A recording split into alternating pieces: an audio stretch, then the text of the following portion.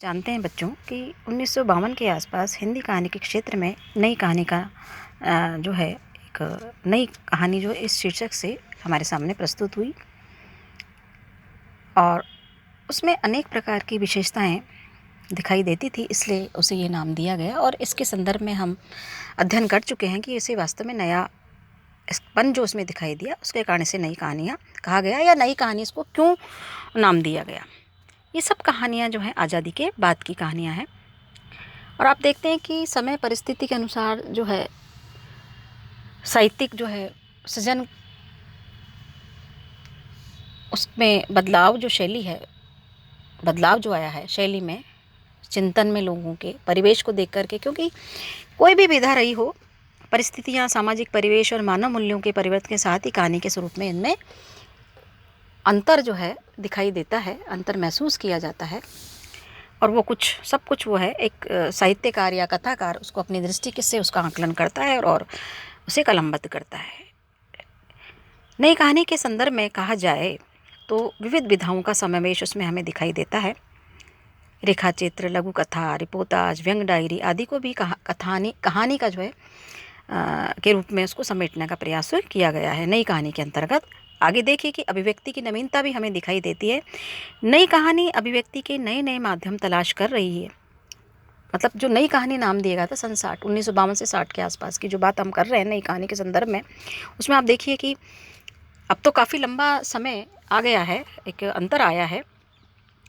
पुराने कहानीकार के सामने सरल और सीधा साधा जीवन जो था, लेकिन आज जो नया कहानीकार है उसके समक्ष अनेक प्रकार की चुनौतियाँ, उलझनपूर्ण समस्याओं से घिरा हुआ जो जीवन उसके समक्ष उसको दिखाई देता है और वो उसकी जो सूक्ष्म विश्लेषण और उसकी अभिव्यक्ति को प्रस्तुत भी कर रहा है। जीवन की जो जटिलताएं, मानव मन की जो सूक्ष्म अभिव्यक्ति वो कर रहा है, उसकी अनुभूतियों की सूक्ष्म अभिव्यक्ति वो कर रहा है।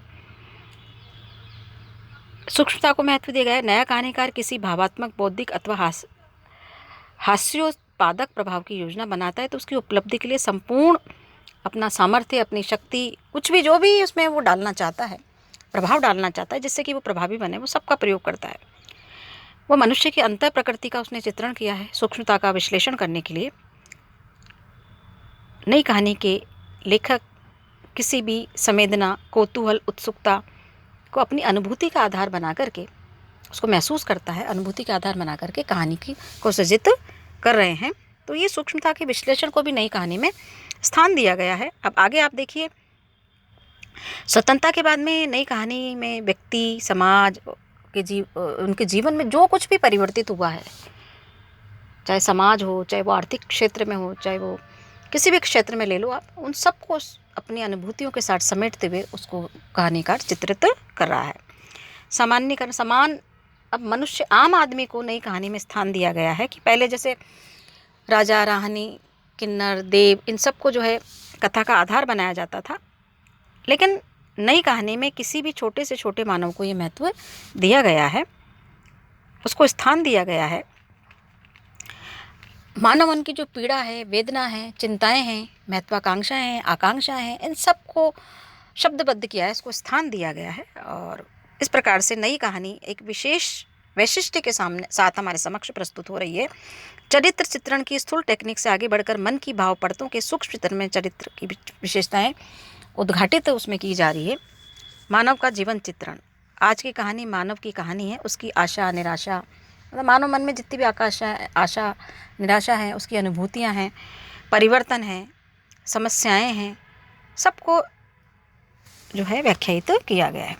उस समय जो कहानी लिखी गई, नई कहानी जो नाम दिया है, उसके अंतर्गत प्रमुख जो कहानी थी मलबे का मालिक, चीफ की दावत, जहाँ लक्ष्मी की ईद है, वापसी, इस प्रकार की कहानियाँ जो लिखी गई थी, वो सारी की सारी कहानियाँ उसमें नएपन को खोजा गया।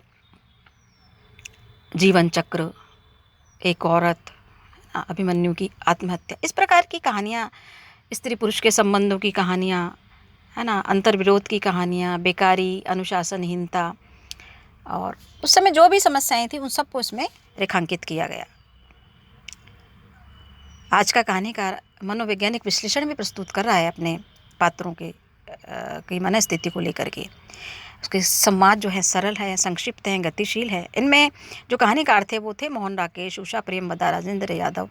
ये सारे प्रमुख कहानीकार नई कहानी के माने गए हैं, जिसमें दूधनाथ सिंह, ज्ञान रंजन आदि इस दृष्टि से संवादों का मतलब संक्षिप्त प्रयोग की दृष्टि से वो आगे के कथाकार हैं। और आज की जो कहानी है उसमें भोगे हुए जो प्रत्येक क्षण हैं, अनुभूतियाँ हैं, उनका जीवंत चित्रण बड़ी बारीकी के साथ में प्रस्तुत किया गया है। अनुभूति का महत्व है उसमें। आज की जो कहानी है, नई कहानी, आज कहानी से कहानीकार दिखाई देने के बजाय अनुभूत जो अनुभव है उसका, अनुभूतियाँ हैं, उसको प्रस्तुत करने में ज़्यादा विश्वास रखता है। यथार्थ की अभिव्यक्ति उसके ऐतिहासिक संदर्भ में होती है। व्यक्ति की सामाजिक संदर्भ में जब उभारा जाता है तो कहानी में सचेतनता आती है, वो जो हमें इस कहानी में दिखाई देती है। इस कहानी में आधुनिक मानव के जो समस्याएं हैं, उसकी जो ग्रंथियां हैं, उन सबको सुलझाने का एक समाधान भी प्रस्तुत किया गया है। शिल्प के स्तर पर देखा जाए तो शिल्प विधान की दृष्टि से जो नई कहानी थी वो बड़ी समर्थ और सक्षम कहानी थी।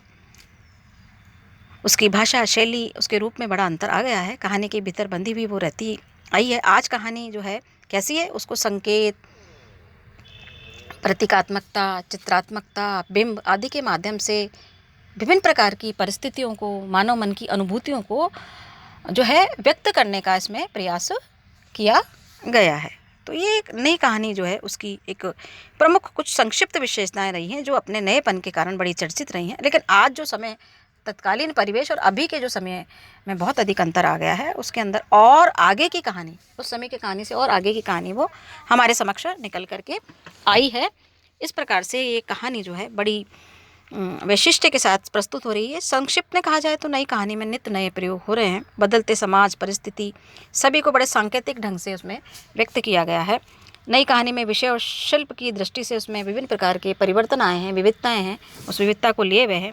और उसमें जो है क्या किया गया है, अनुभूति की, भोगी हुई जो अनुभूतियाँ हैं उसकी अभिव्यक्ति है, जीवंतता है ना, संक्षिप्त संवाद हैं, सांकेतिकता है, चित्रात्मकता है शिल्प के स्तर पर देखा जाए, और मन की अनेक प्रकार की परतों को उद्घाटित करने का इसमें प्रयास किया गया है।